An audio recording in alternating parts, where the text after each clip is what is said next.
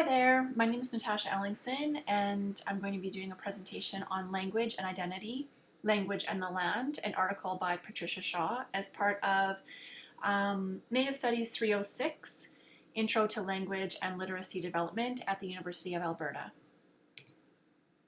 First, I would like to acknowledge that I am on Treaty 6 territory, a traditional meeting grounds, gathering place, and traveling route to the Cree, Saulteaux, Blackfoot, Métis, Dene, and Nakota Sioux.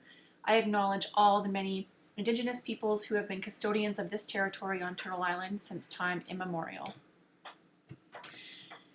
So Patricia Shaw begins her article with this quote from the Principles for Revitalization of First Nations Languages at the Assembly of First Nations Education Secretariat in 1990, 31 years ago. Language is our unique relationship to the Creator, our attitudes, beliefs, values, and fundamental notions of what is truth. Our languages are the cornerstone of who we are as a people. Without our languages, our cultures cannot survive.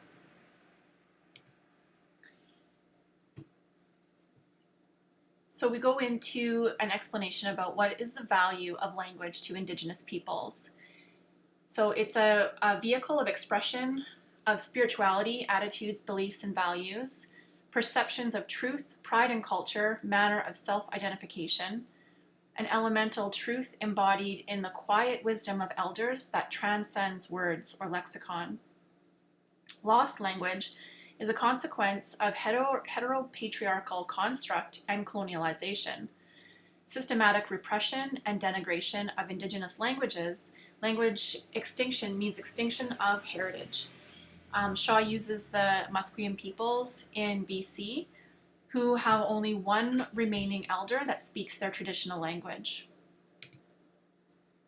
She compares and contrasts the value of Indigenous language with what the value of English language is. Due to globalization, English is the dominant language worldwide in terms of socioeconomic value.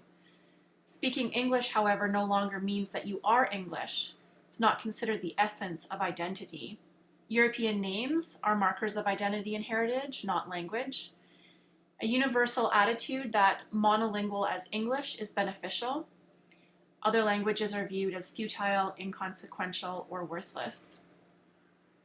English is a culmination of dozens of other languages, and this gives rise to substantial literature, expressive flexibility, and extensive vocabulary. So Canadian society and heritage languages. It's common to identify distinct linguistic identities of foreign languages in Canada, for example, Mandarin and Cantonese, rather than a universal Chinese. First Nations, however, have over 50 different language groups in Canada, yet they are all identified only as First Nations and previously Indian. This is indicative of the Canadian government's desire to remain politically correct, rather than demonstrate any real attempt at empathizing with Indigenous nations by distinguishing each as separate and supporting their autonomy. These differences underpin Canadian societal values and fundamental beliefs that guide and motivate policies. The importance of immigration compared to the ongoing devaluing of its own Indigenous nations as insignificant. There's communities divided within Canada. So many First Nations, Métis, and Inuit nations on what we know as Canada on Turtle Island are conflicted about language maintenance and revitalization.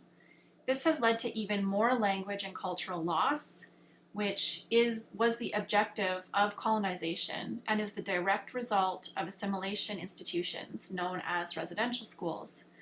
There's a lack of empathy and action from dominant language speakers to retain and promote heritage languages.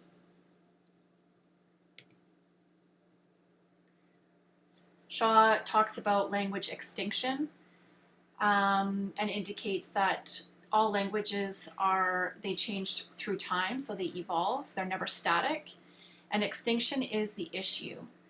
Dialect is a marker of local identity, so nations could be identified with their accents and dialects. Survivors of residential schools want to protect their children from their experiences And Canadian society is complicit in this continued loss of language and culture. Indigenous peoples are resilient and adapt to ways of life and being to survive since time immemorial. Loss of language and culture is imminent unless measures are taken to revitalize immediately. Unless Canadian society is committed to listening to Indigenous voices through truth and reconciliation, Indigenous language, culture, and identity will be silenced. So Canada maintains that it is a nation of knowledge, peace, human rights, inclusion, and diversity. So therefore, we need to promote Indigenous language revitalization. With knowledge, there's unique systems of knowledge and understanding of the world. There's sustainable development, investment, and peace building and reconciliation. Fundamental human rights and freedoms for Indigenous peoples. Social inclusiveness, literacy, poverty reduction, and international cooperation, and cultural values and diversity and heritage. So in conclusion, to encourage Indigenous language learning in the classroom is vitally important. And here's a few bulleted points that I put together. So think Indigenous, use a bottom-up style collaborating with elders and community members for curriculum. Introduce dialect diversity to overcome these limiting beliefs that Shaw had indicated, that dialect is a pedagogical challenge. Adopt context-based learning, language learning approach.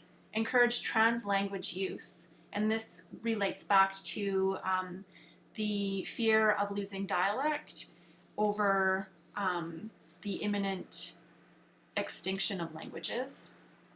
Maintain a positive relationship with students and learners. Include heritage days. This is a fun way to include language and food, art, traditions, ceremonies of Indigenous language groups and different dialects. Word walls, developing decoding skills, language journals, and encouraging random translations of familiar language to unfamiliar languages. So that is the conclusion of my presentation today. Hi, thank you for listening. And here's the reference of the article that I presented on.